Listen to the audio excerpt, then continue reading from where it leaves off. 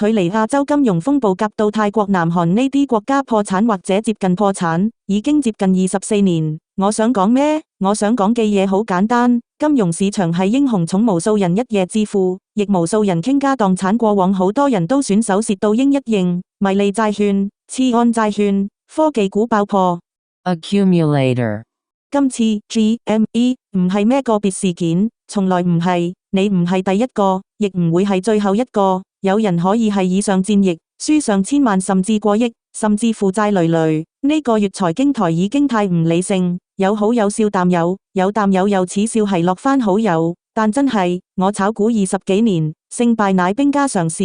如果你依家覺得好慘，甚至諗到要一死了之，千祈唔好，真係留得青山在，哪怕無柴燒，留有用之軀。當今次上咗人生極寶貴一課，往後你仲可以翻身，係真記。我想講嘅就係咁多，希望大家唔好做傻事。